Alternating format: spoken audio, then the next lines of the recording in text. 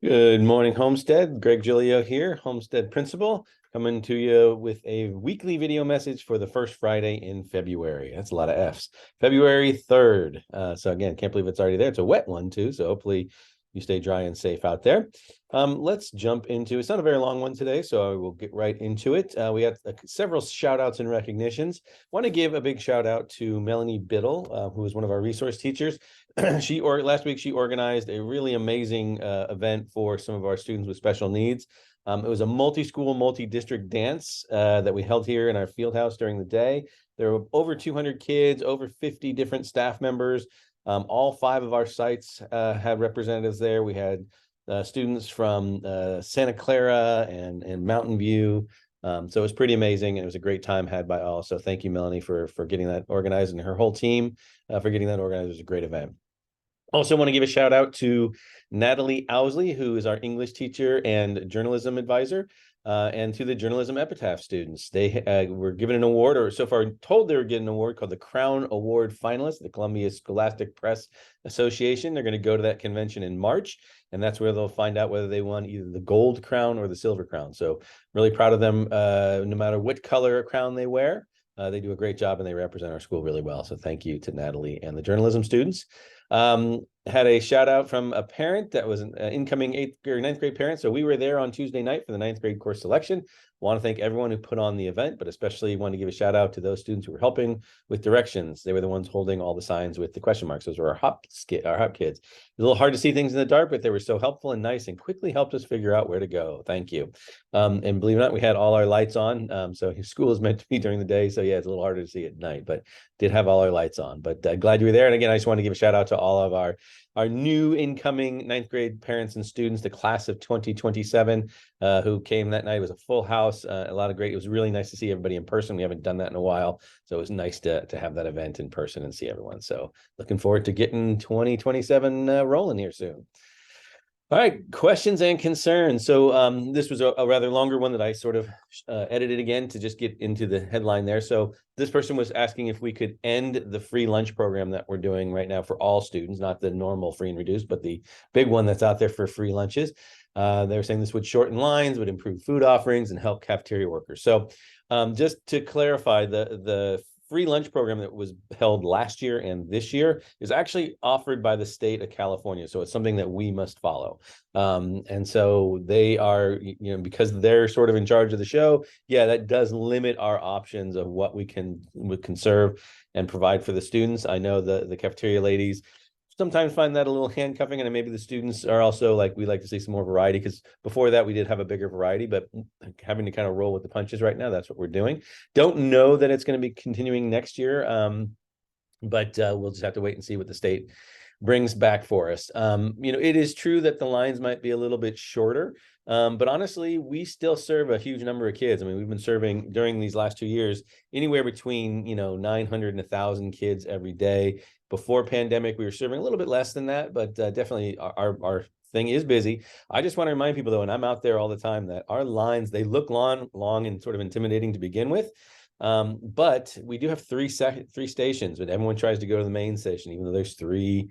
The 3 all have similar kinds of things. But we are going to be moving. We're going to be moving one of the stations from the snack shack in the stadium, which has not proved to be a place where a lot of people want to go, especially when it's rainy or cold. So we're going to move that closer in.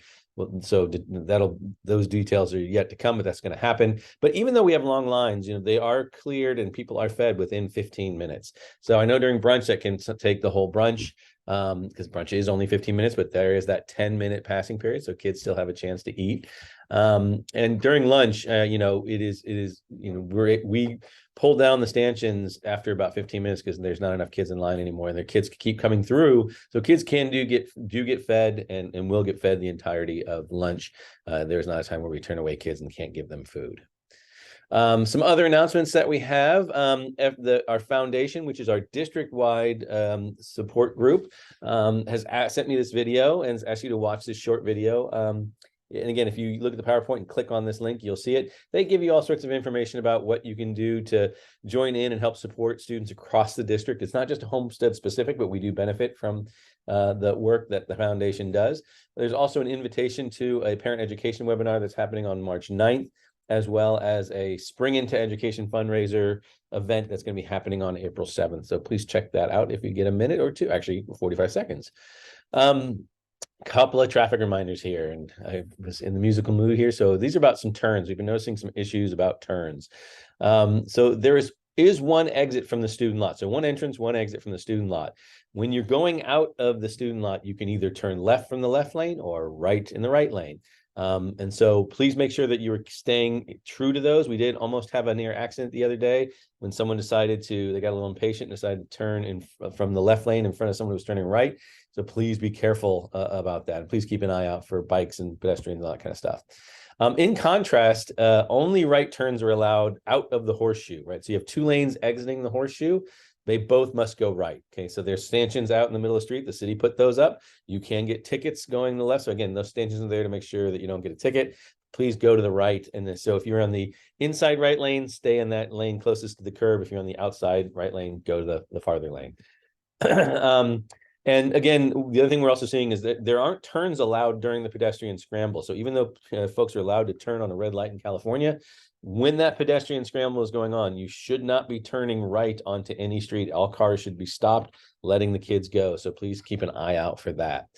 Again, we are having some issues with way too many parents coming into the staff lot. We're going to start cracking down on that again. So expect to see me out there turning people around, not letting people in there. But this week, twice now, we've had two medical emergencies where we had to bring EMTs in, and there were cars blocking the area, and it's absolutely inappropriate.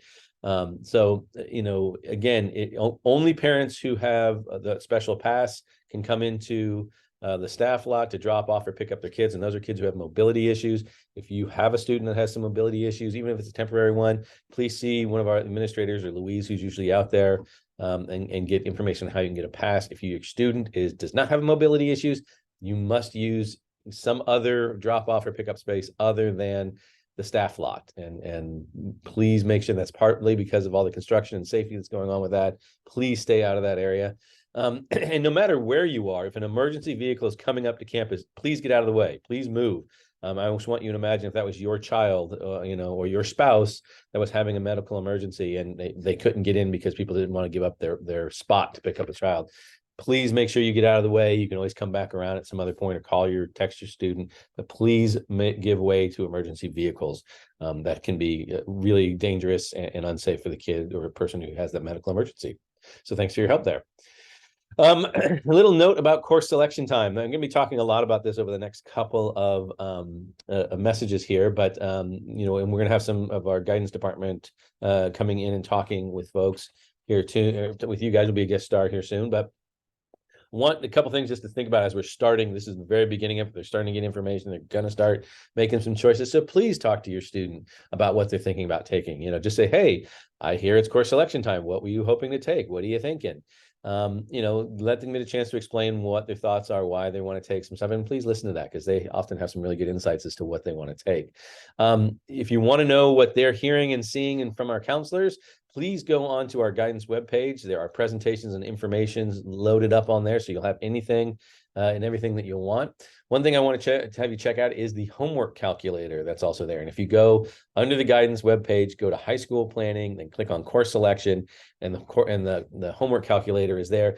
It's meant as a tool for course selection to say, oh, I want to pick these several classes. How much homework can I expect to have with that? And then the idea is to have a conversation to say, okay, I'm going to have X amount of homework, but I also have piano lessons and I'm on the volleyball team and have a job or whatever. And how can you manage your time and still be able to get enough sleep, be able to eat, be able to do things with your family, because that is important too. So please make sure you're sort of balancing academic load with, things that kids enjoy and time that you can spend with them as well. So again, being mindful of that extra work, extracurricular, or outside activities that are selected. Please don't overload on AP courses just to pad the transcript. I know everyone feels like I have to be super competitive. I need to take a whole bunch of AP courses. And that's not really why AP courses were designed. Yes, they can be helpful to get you into certain colleges. But, basically you should be taking an AP course if you have a strong interest in that class and a strong ability, because an AP class is equal to a college level course. So your 13, 14, 15, 16, 17-year-old can they behave and operate and think and work like a college student? That's the reason why these classes have a lot of homework. It's why they have they're stressful, because we're asking kids to challenge themselves and be up there. So, if you want to be a engineer, yeah, go for it. Take, AP physics and AP calculus. Those make sense. But if you're, going to be a physicist, you might not need to take AP lit and AP, everything else. So just keep that in mind as you're going through that. So it is better to really challenge yourself in one or two classes and come out strong with those than over challenge yourself and really stress yourself out. So yes, we want kids to to thrive and succeed, but we also want to make sure that they're taking care of their mental health. So if you have questions, happy to answer those. Please talk to your counselors. They can give you more information on those things. But that's sort of my first round of information about course selection. I'll go over more in upcoming ones, as I said. So here we are with our important dates. Again, as you can see, the first four there are the same ones that have been on there for a while. They're all about the different course selection presentations and stuff for students.